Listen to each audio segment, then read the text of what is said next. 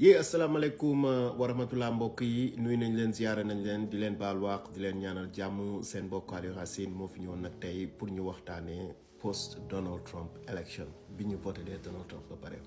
ñun ñëpp xam nañ ni commencé na teg équipe am et puis tey mën nañ taxaw sax spécifiquement ci ki nga xam ni moom la teg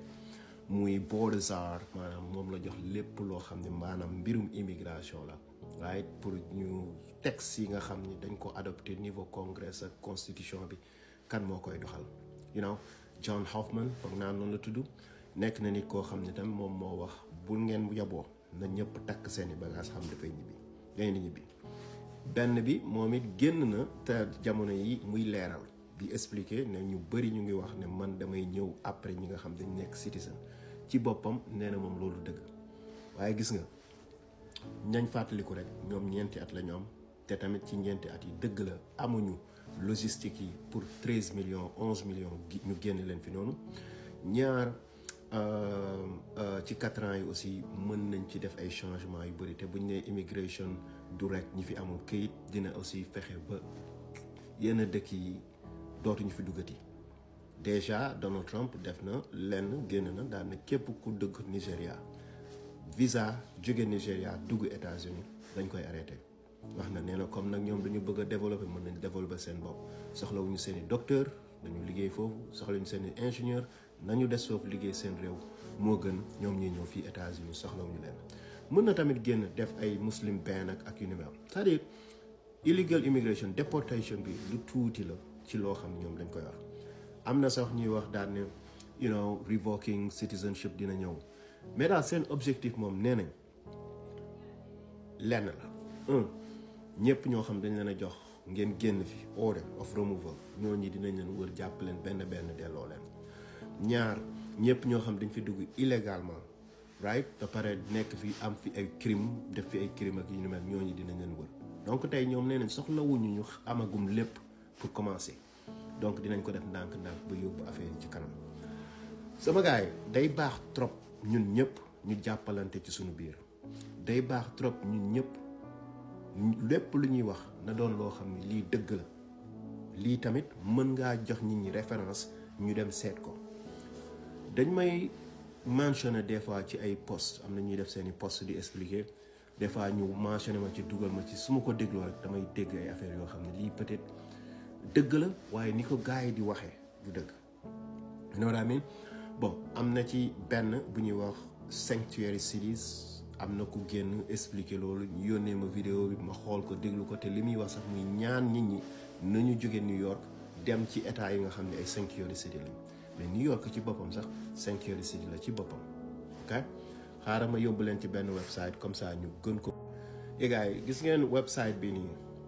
mu ngi tudd Federation for American Immigration Reform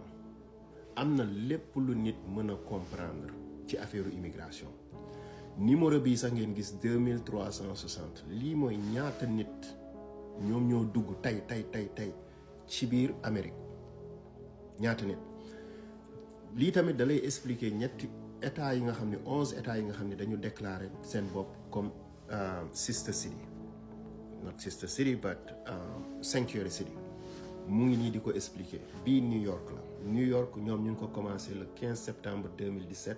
benn executive order la encore boo xam ne governor Andrew Cuomo démocrate moom moo ko déclaré woon right bon ñu xool ba ci suuf 2018 mu am benn court appeal right mais léegi nag mu am ay changement yoo xam ni maanaam the state and local law enforcement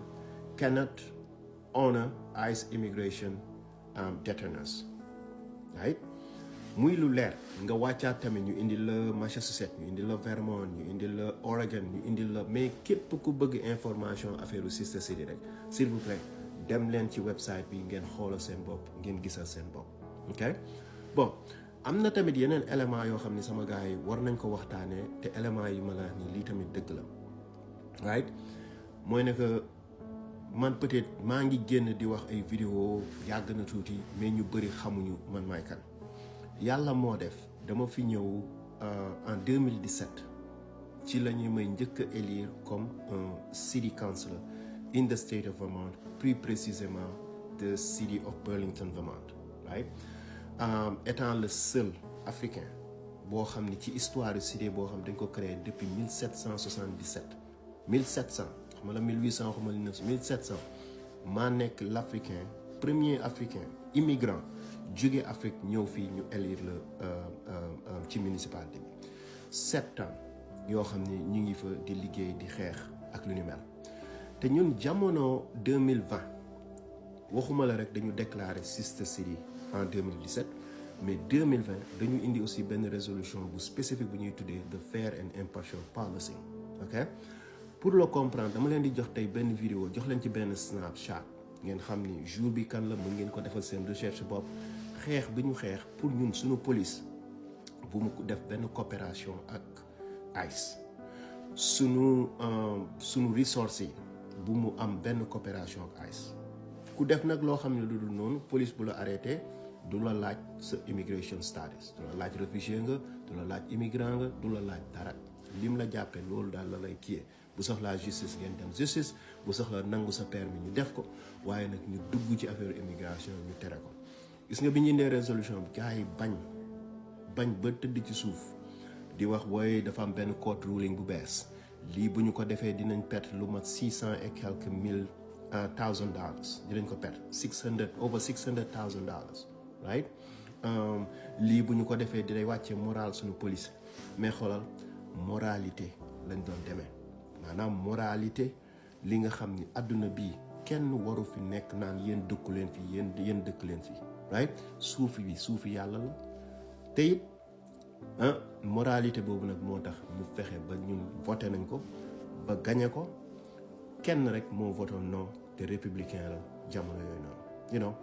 donc pour rek ñi ñu comprendre bàyyi ma teg vidéo bi xam naa nag lii dinañ continuer di ko waxtaan waaye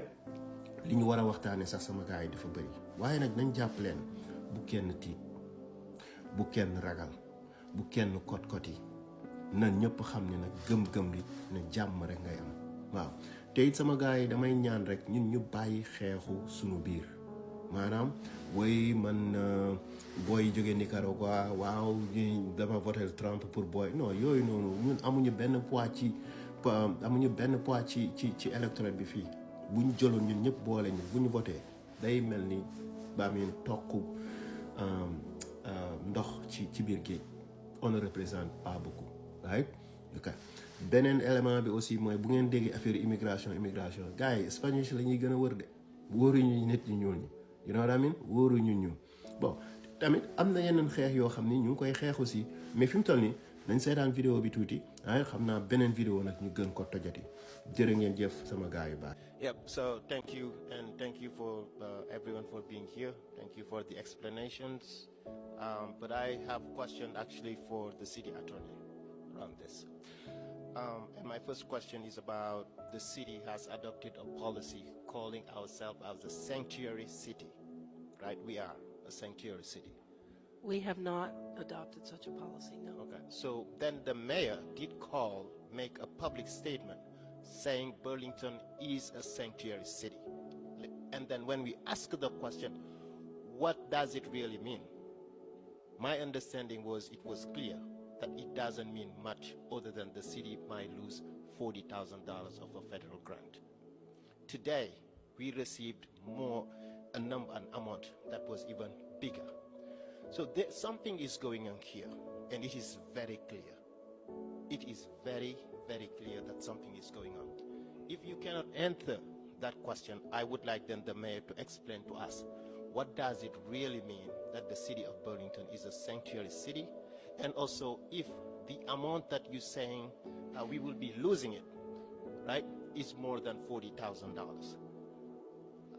to start. And then I have questions for these two police officers. Thank you.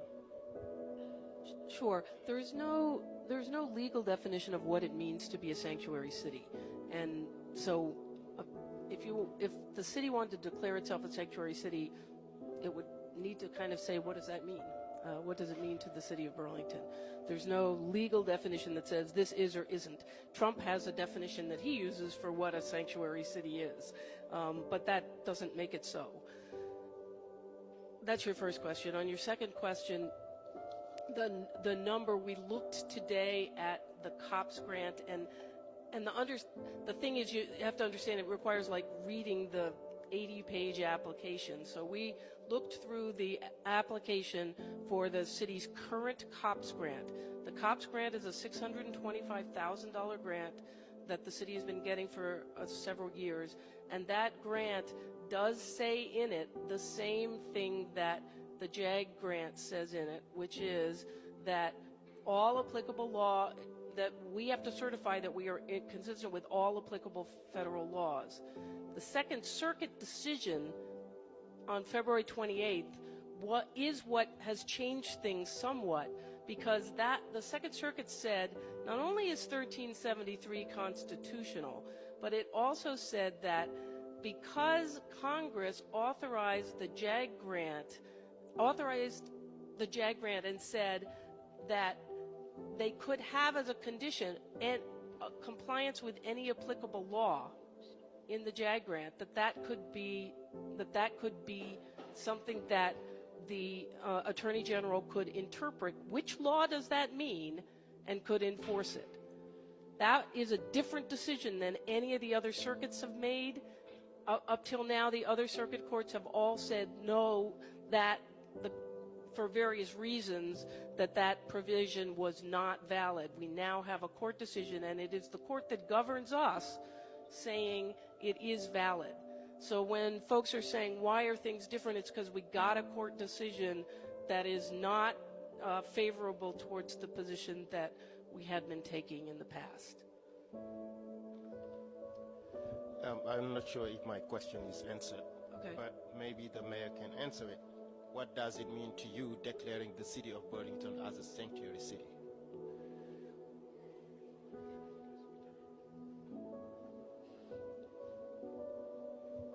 So, Councilor Jang, I appreciate the question, and I think it's a fair question. So,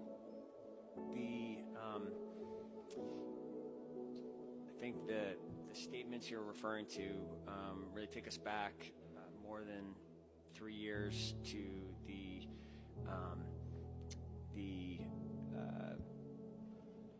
weeks after the election of Donald Trump as president, when I came to this council and asked the council to codify what had previously been police directives, but that had never had the full weight of the city council and mayor behind them, to put in place the cities that what Chief Morrison just referenced, these long-standing policies that said in the course of our routine law enforcement, we would not ask about immigration status, and actually we made it broader than that and said we wouldn't ask about immigration status and the provision of any other municipal services either.